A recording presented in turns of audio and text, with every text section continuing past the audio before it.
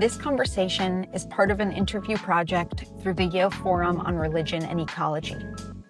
We're speaking with Yale alumni in order to more deeply understand the hearts and minds of those who work at the intersection of spiritual leadership and environmental action. Today, we are grateful to be joined by Frederica Helmiere. Frederica is fascinated by the ways that consciousness, worldviews, and discourses change and expand, and she has spent the past 20 years exploring the tools available to respond to civilizational crises, especially the modern West's loss of the sacred. Having navigated an unconventional career path, Frederica currently serves as head of workshops and programs at Esalen Institute in Big Sur, California.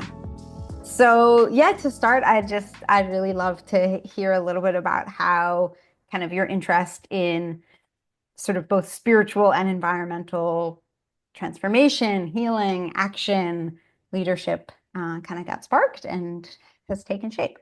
Okay. Sure, yeah. So do you want like the medium story or the very long story or Oh, let's go medium and see where it takes us. okay, I'll try. I typically start this story out in undergrad because that's the cleanest beginning of formally studying these two prongs that ended up like getting married and speaking to each other. But it's also interesting, I think, to try to go a little bit further back and Yeah, get into like childhood origins yeah. of these passions. So I've kind of always, as far as I can remember, um, been fascinated by like transformation, like change, how people change, how Mm, I change, how others change, how people in relationships, families, communities, how change and transformation happens. But I wasn't putting it that way for a very long time. As a child, I noticed that I gravitated towards certain things. And one thing was I always gravitated towards just time out of doors, time in nature, time in what one of my favorite philosophers, Jack Turner, calls self-willed land, like mm, wildness. Um, and I grew up with some of that around me in my backyard in Maryland. And then I was always kind of pulled towards institutional religion and spaces where I could like play at institutional religion. mm, So the former, the nature thing, this just looked like, playing a lot in the creek in my backyard and feeling drawn to the woods and increasingly as I was in school and learning in like the 90s about sort of the ecological crisis become sort of outraged and sort of a vigilante for eco justice. I remember like posting things on the back of all the bathroom stalls in my school about like conserving water, it was mm. like this was the expressions it was taking. Yeah. Um, but the religion thing was interesting. So my parents are immigrants from Belgium, and we grew up here in the States outside of DC, and they brought their Catholicism with them, by and large, as sort of a cultural way to stay connected to the family back in Flanders. So my older brothers and I grew up going to Catholic church, and the expectation was that we would go through the first four sacraments, and then we were free. Mm, And and so, they very like begrudgingly grumbled their way through those years of CCD and religious education. And the moment they were done with confirmation, they were out of there. mhm. And and I'm sort of following along in their wake, but I'm like so into it. And I want to become an altar girl, which at the time the Vatican did not allow, but this particular church in Bethesda, Maryland was like, fine, girls can be altar kids. And I became a lector. And they took it really seriously. They're like, you got to practice, you got to practice being like slow and loud and articulate. And I loved it. I loved getting up there into the lectern and reading the Gospels and whatnot. So I was all in, and and and at the same time, I was very powerfully influenced by these neighbors of ours who, um, in my young understanding, were like the quintessential Americans. They were like Protestants with a golden retriever and like a white picket fence, and they made like Betty Crocker cakes and stuff, and they were just like so American. And they Mhm, were like hardcore evangelicals. mhm, And I was good friends with their kids. And we this like kind of lovely friendship also took place a lot out of doors. But they very kind of slowly started like bringing me into their church experience. So I had mhm, this like Catholic experience, I started sort of like sampling evangelical Christendom, like the evangelical subculture. And then this whole time I'm going to a Quaker school that's attended by mostly Jewish, atheist, agnostic kids, like this very, very Wow. fascinating, diverse school Yeah. that really, really privileges like critical thinking and careful analysis and questioning. So all these things are like swirling in me. Like I'm getting some indoctrination. I'm trained in critical thinking and analysis. I'm feeling gravitated towards spending time outdoors. I'm learning that like the outdoors that I love is at risk. And all these things are kind of in my system. Um, in high school, I ended up doing like this deep, deep dive into fundamentalist Christianity. And I've often said since then that like doing a dive into what I now describe as a very toxic, misogynistic, patriarchal, unhealthy expression of Christianity is something that I am grateful for, for many reasons. But it maybe I'll circle back around to that. I feel like there's a lot to say about that. Yeah. But this is sort of my deep sampling of a religion that I later came to like put under a microscope and study so carefully to understand why they seem so anti-environmental, so like Mm. anti-ecological. Um, so I showed up at college. I went to Dartmouth, and I felt like I had a lot of freedom to just do what I wanted to do and study what I wanted to study. And so I was like, well, I'm still into these two things.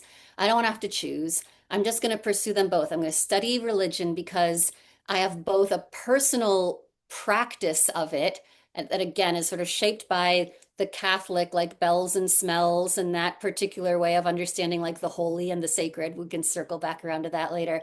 And then also Christianity, which is very, dogmatic, very kind of like right and wrong, super high regard for biblical literalism, like all of that's in me.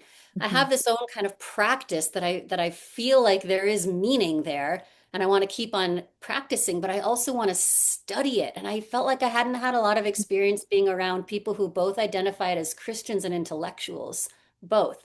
And I got to college and I was like, oh my God, and now I finally found them. I found all these people and they're not checking their brain at the door when they're going into church or Bible study or whatever. Mm. And I loved that.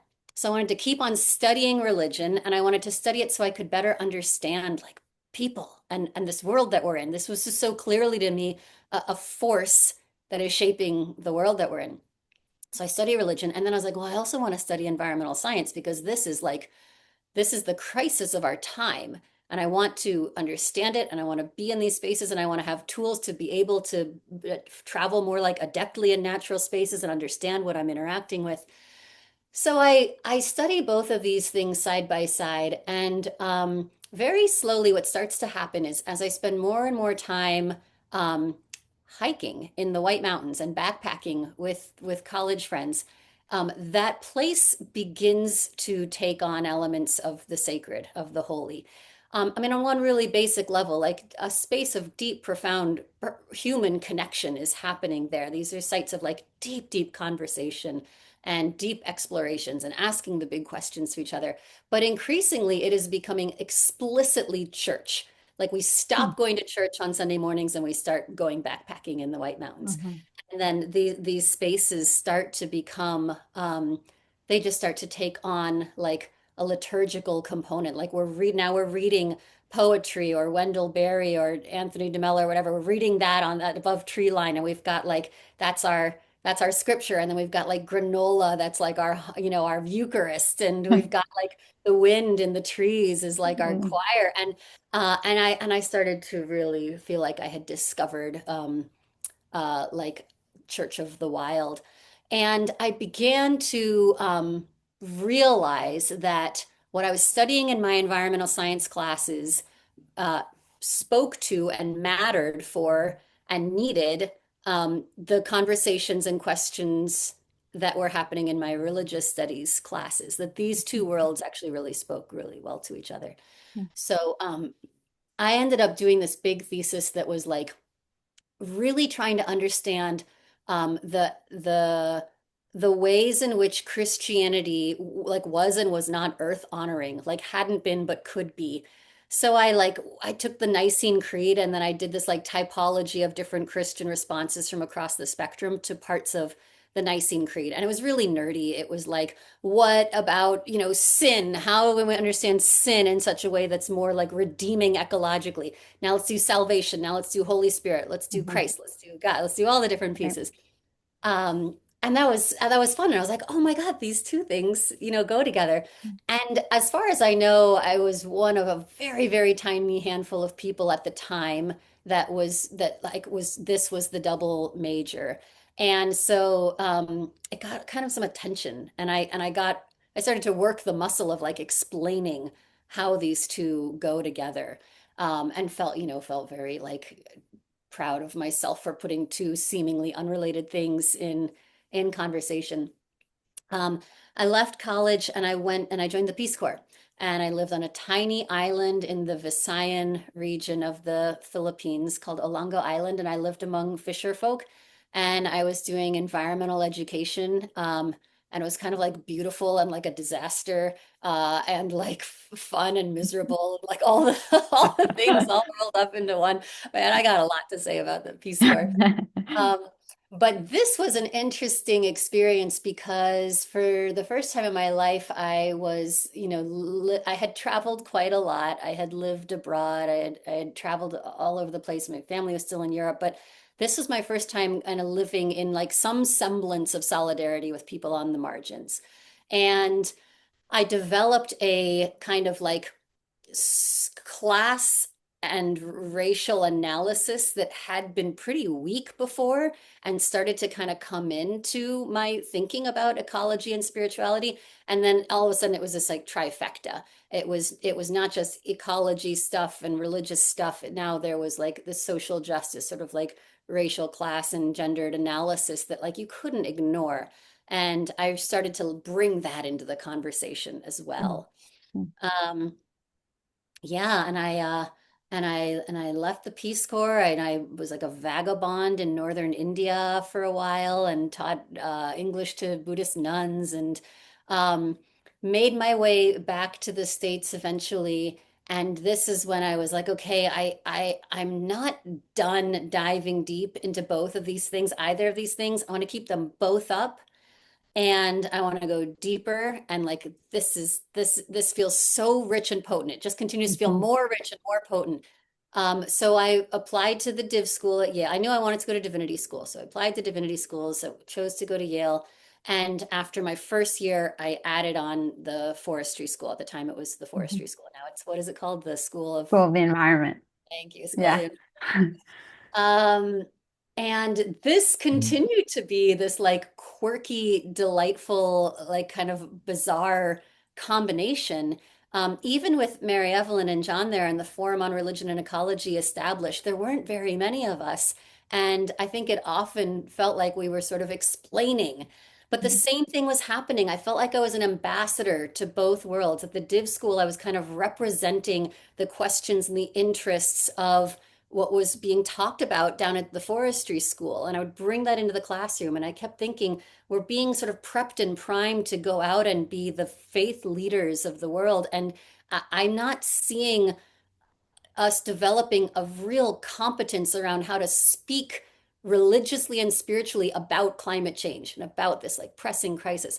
And then likewise, down at the forestry school, I felt like I was always representing the like interests of sort of the humanities and specifically religion and specifically sort of moral and ethical takes on these questions. And Mhm. at the time, the dean was Gus Speth, and he had this line that he would share in speeches and print now and then. I always remember it. He said, "This movement needs. We've always thought that this movement needs economists, scientists, politicians, but really, what this movement needs is psychologists, poets, philosophers, and pastors. Like this is what is needed to adequately address the crisis of our time. And I always felt like I was part of a small cohort that was bringing the poetry and bringing the pastoral and bringing the philosophical and bringing the psychological into those classes, which otherwise often felt a little bit kind of hard and management oriented and sort of like just rigidly committed to the discipline. I mean, the div school also kind of had its own rigidity, but I kind of just really loved going back and forth. And Mhm. here's how I'll connect it back to like my early childhood stuff. Mhm. You know, when I was a younger person and I was navigating between this like Quaker independent school that valued critical thinking and analysis and questioning, and then I'd migrate over into this like, you know, evangelical church space where I was always sort of like my intellectualism was given kind of lip service acknowledged like, oh, good for you for asking all those hard questions, but really it was a place where it was sort of where you're meant to kind of like not scratch too far beneath the surface and be sort of more heart-led and emotional and kind of accept the whole package. And like I had practice at both. I would like navigate between these two worlds and like kind of bring my more somatic and like emotion leading um like what's the word, sort of like zeal around spirituality to school, and then I would bring my like critical thinking, you know, to church. So Right. anyway, pause here because I just been like going Yeah. for a while and see if you want to ask anything or Yeah, yeah. Well, I'm really glad that you kind of brought it back in that way because I was thinking like that feels like such a just as you were speaking, such a heavy thread through all of that is like this kind of both like moving between different worlds and bridging those worlds, but like also not sort of not in a way of like kind of forcing things to be like the same or together in ways that don't make sense, but really kind of a lot of agility of like yeah, putting things in conversation, building bridges, both like yeah, like the intellectual and the spirit, the like mind body, also like the church in church, church in the world, like so many different kinds of yeah, kinds of spaces that you're building bridges between. And that seems like such a um yeah, such an important and really like really cool part of your work. Yeah, it made me really excited about sort of like in between, like interstitial spaces because when I Yeah, started to realize that like academic disciplines are somewhat contrived, like the boundaries are right. really quite like porous, and why do we have this department and this department? Like how did those come about? When I started to realize that, gosh, you can probably pick sort of any schools or departments or majors, really almost any, and you can put them in conversation. And that's where like all the fascinating stuff happens, is in like the over Yes. and I really believe like anything you can put into conversation and there's going to be something really juicy in that overlap. Yeah, right. Right. And also the places where things are like even like a little bit the sticky places like the where there's a little bit of tension or there's a little kind of yeah, friction is always like so right, so rich and um Yeah. yeah, Yeah. and I yeah, I was going to say just something yeah, about like, I think this is also where I started to get some seeds planted about, or started to understand that there are certain ways of thinking that get cultivated. yeah, Well, first of all, just the whole history of like the educational institutions that I was a part of and that, you know, you've been a part of, and that probably a lot of this audience has been a part of, these kind of like, you know, like elite academic institutions that are really great at sort of honing a particular kind of thinking, a mind, and then training you to demonstrate knowledge in a particular way. right, My experience since leaving grad school has been a long, slow, beautiful unlearning, like unlearning of that yeah, very particular way of privileging very particular types of knowledge and beginning to like unatrophy muscles that had really gone dormant, that are other sources of like knowledge and wisdom. So yeah, all of what I've shared so far has just been this like intellectual pursuit, right? It was always about like the mind and mm, reading these texts and tomes and putting them in conversation and finding justifications using scholarly material and learning to write and speak about it in that way. But what's happened since then has been really, really interesting to kind of like chip away at that monolith of like expressing intelligence and understanding knowledge and sources of truth. yeah. Well, I would love for you to take us there and to hear more about because yeah, and I'll just say that I feel like actually that you talked about kind of as a young person even like feeling like kind of how things change and how people change and how uh, the way that we think about things can change was always something that you were drawn to, and that feels very related, sort of to a journey towards like a more expansive kind of relationship to ways of knowing um, and consciousness, both personal and collective. Yeah. So I think that piece of kind of how do we change and how does the world change around us and how does that impact each other? That feels like potent and alive throughout that. Yeah, I Um, could pick up that thread if you yeah, want. please. Yeah, so that's so interesting. I don't know if you're into like tools or modalities like the Enneagram. I really like the Enneagram. Yeah. Part of me that likes being different is like everyone likes the Enneagram now. I should like, find something new, but I still do. I find it so rich. Anyway, my particular like understanding of that tool is there's a way that I go through the world that is constantly looking to improve things. It's looking to improve myself, other people, spaces, organizations, like the whole world could be better and should be better. And like, I want to, like, I just am primed Yeah. to sort of like notice that and be Yeah. like hell bent on doing that. So I think I was kind of primed to get kind of activisty. It didn't last super long. I mean, I guess it depends what you mean by activisty, but that was something that started to grow in me at school and especially in grad school at Yale. And this is like me starting to really get kind of serious about like marching in the streets, about dabbling in civil disobedience and really trying to think about like how does mass protest bring about change? Is this an effective tool? How can it be an effective tool? How do I experience it? And so this was the beginning of me sort of like sampling different ways of how does transformation happen? How do things change? How do we get this world to be different and to be better? It was very like some things are bad and they should be good, and I will make them good.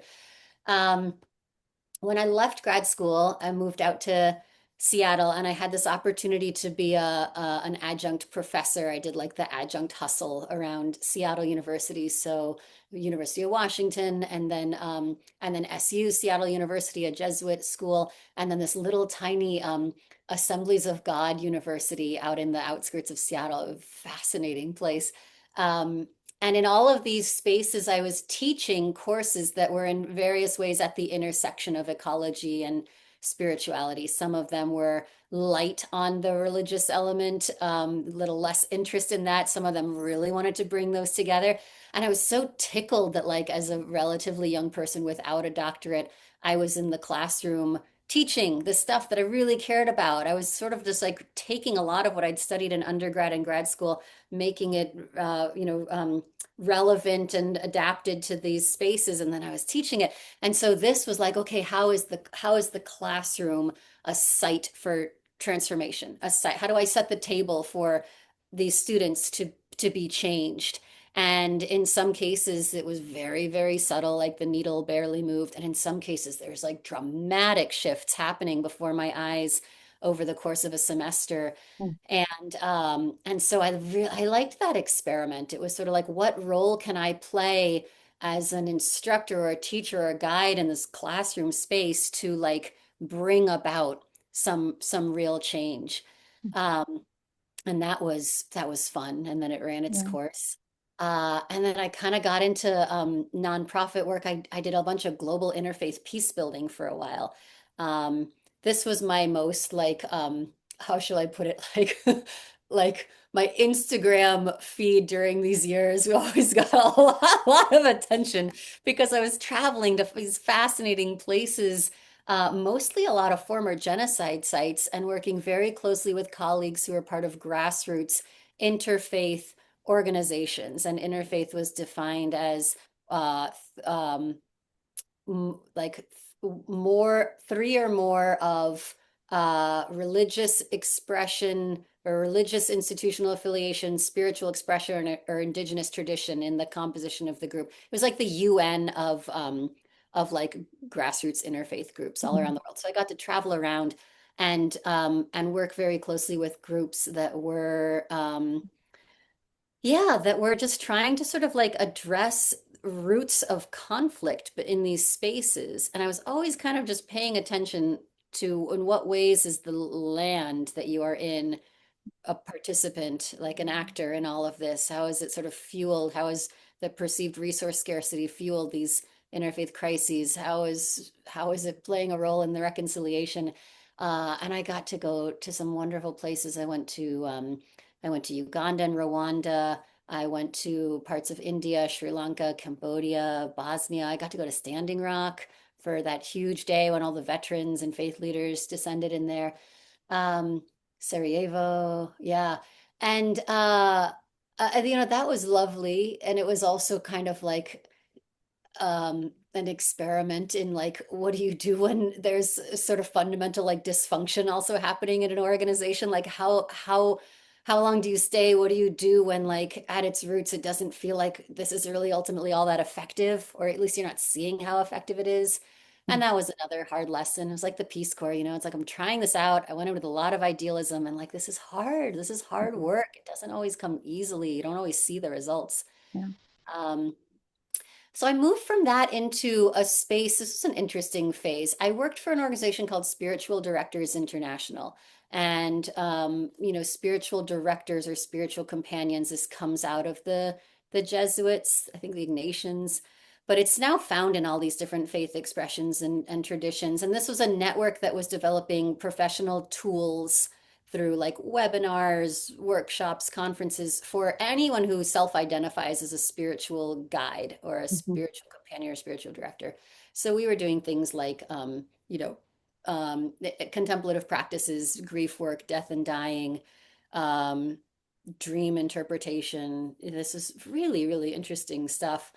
And in this space, this is where I started to really think quite a lot about the root of what I started to like dig around in grad school. So moving temporarily back to Yale, back to Yeah. Dartmouth. For me, so much of like the scholarly work I did there was like, okay, let me use my head and read these texts and follow these theologians and thinkers and analysts to understand how Christianity in particular has contributed to a particular way of thinking that is a major source of this ecological crisis, right? So this is like the Lynn Mhm. White essay. Yeah. Yeah. And this really was quite impactful for me. I was like, I'm getting to some roots here. I'm getting to the roots of sort of dualistic thinking, like Manichaean dualistic thinking, body and spirit being separate, earth and heaven, like really starting to recognize, digging into the ways that like unconsciously all of us that grew up with like a hegemonic religious tradition that came out of Christianity and Judaism, how we've internalized some really, really strong thinking subconsciously that affects how we relate to this world, to like these things that we consider non-human or other than human.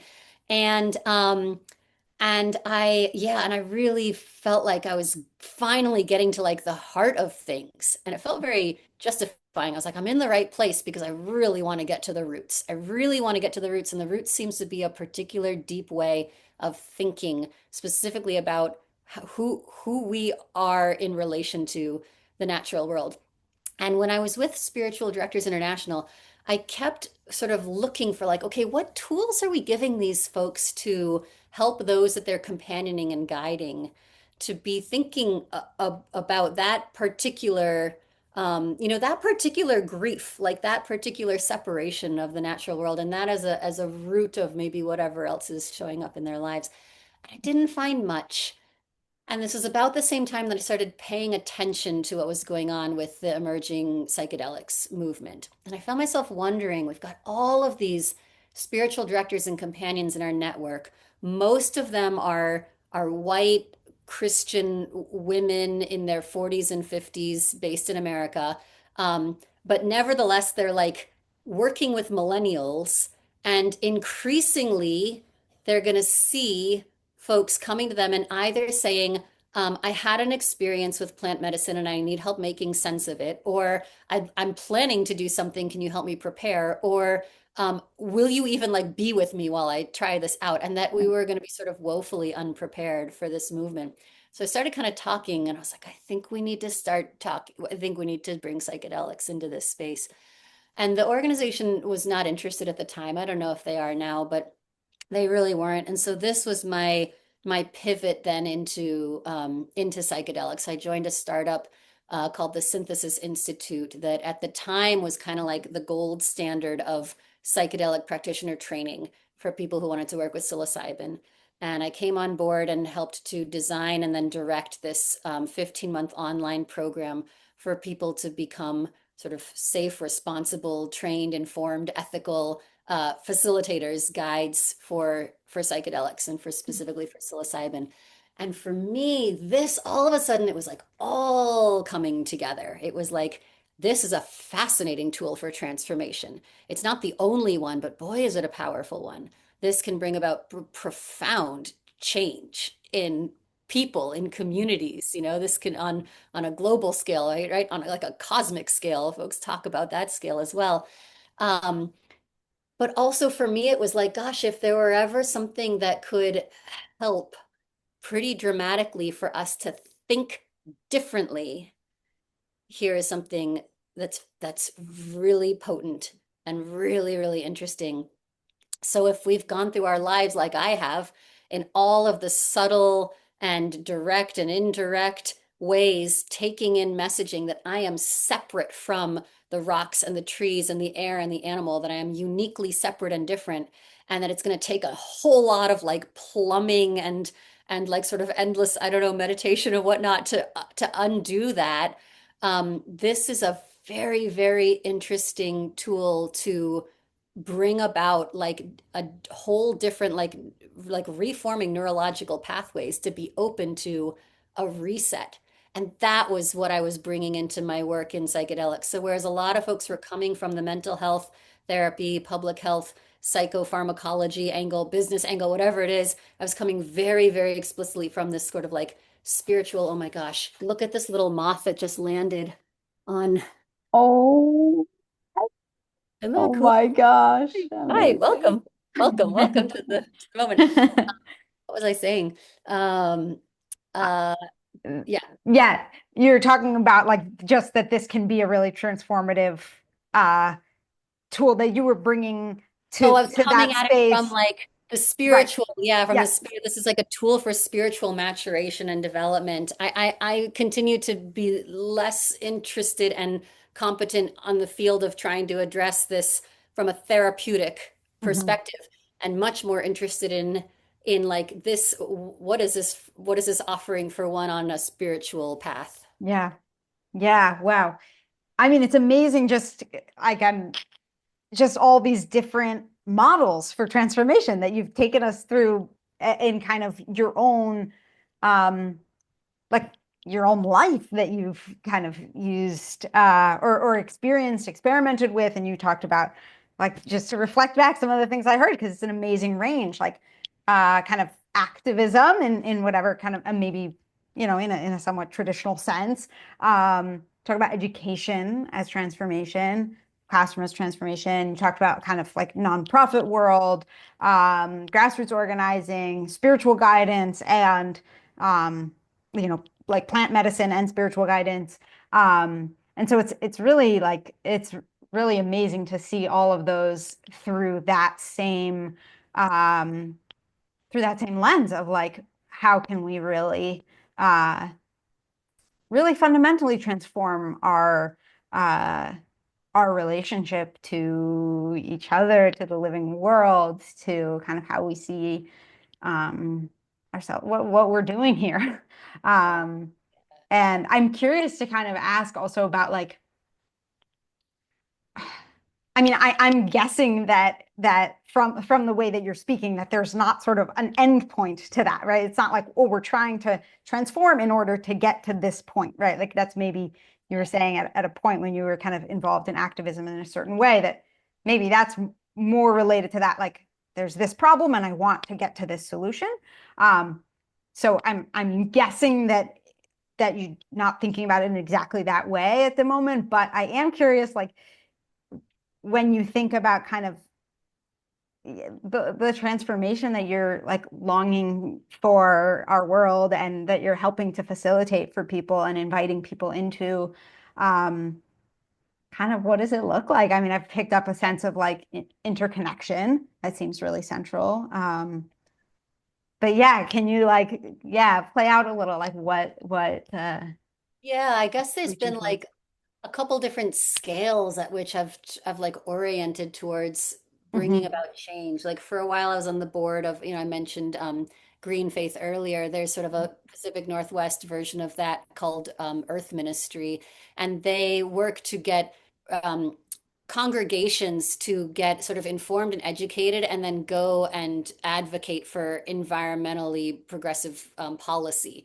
So it's sort of like, I'm here with my synagogue, and as a Jewish person, because I believe XYZ, I want you to vote on this bill in this way. So it was, trying to sort of mobilize along those lines. And I loved it, and it was beautiful, and the people were amazing. And I also just felt the like massive effort that was going into what felt like such like incremental shifts and changes. And I'll be forever grateful for all the people who continue to work at this policy level. It didn't compel me after a while. I Hmm. wanted to work at a different level. Um, I think yeah, I've just always been drawn back to like, what do shifts in consciousness look like? How do I participate in bringing about like a shift in just the very, very way that you like understand the world, and then let's see what like comes from there, comes out of there. Um, it's something else I was gonna say, but it's escaped me. Yeah. Well, I wonder if this, it feels to me like this relates also to, I don't know, there's probably a lot of words for it, but one word is the sacred, right? And you mentioned this a little bit earlier, and kind of like it feels to me like kind of a North Star in right whenever we're experiencing changes and uh on whatever scale, right? Like it can be helpful to have these guiding, like these North Stars that are helping us orient, like where are we in relation to like, you Yeah. know, uh, other things and the sky and just where are we? How are we orienting ourselves amidst change? And and I wonder, I guess I'm curious to put out there, like, does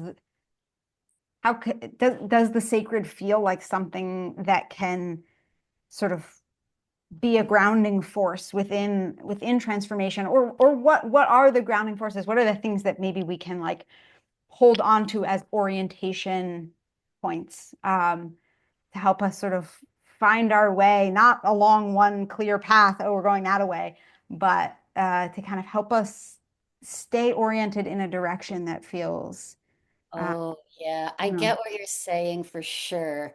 And I'm gonna like turn it on its head because right? um I I've had the wonderful fortune of getting to hang out a fair bit with this poet philosopher, a Nigerian named Bayo Akomolafe. You know Yeah. Bayo? Yeah, I Yeah. mean, I know the name. Yeah, Yeah, for sure. yeah. I know his work.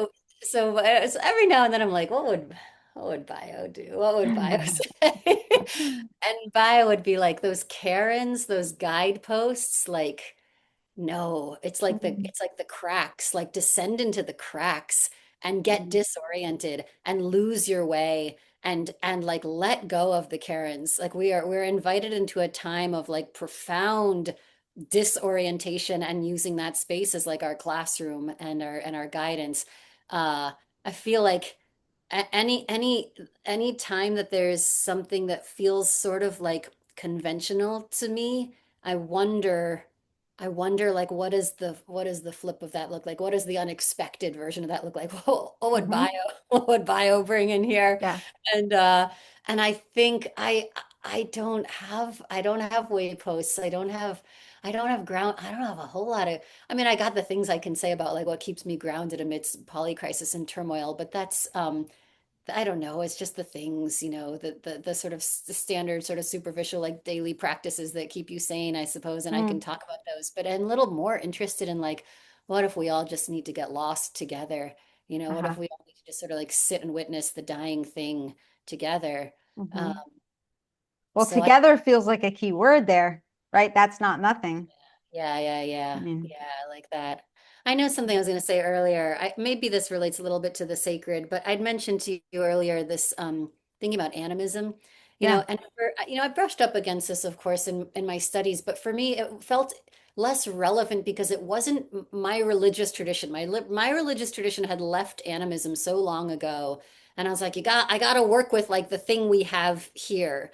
Um, and interestingly, as I've become like less and less Christian and more of sort of like a weird mystic, I I've like found myself venturing into realms of animism and finding it so fascinating how embracing an animistic worldview and better yet, like hanging out with people who really embrace an animistic worldview can bring about some of these shifts. So, for example, as part of my orientation to this job I have now at Esalen, I had the opportunity to go backpacking in the Ventana wilderness outside of Big Sur with a group called Wild Tenders.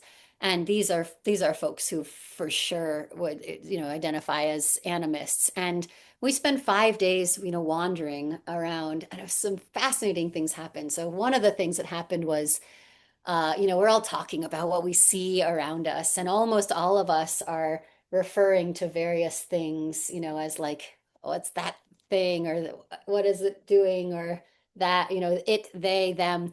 And the guides are all using he, she pronouns to refer to all the inanimate things around us. They're personifying it. They're doing what Thomas Berry talked about in terms of thinking of the world as a communion of subjects and not a collection of objects. They're sort of living that out. And we'd all like gather around some plant. And instead of being like like, what's this plant's name?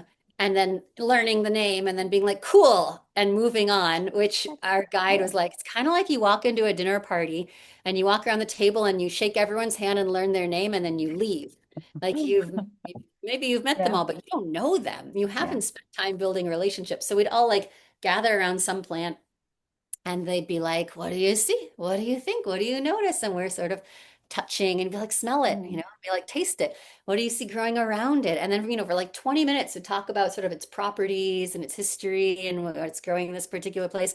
And at the very, very, very end, it'd be like, oh, this is called mugwort, or this is called, oh, whatever, and give the name.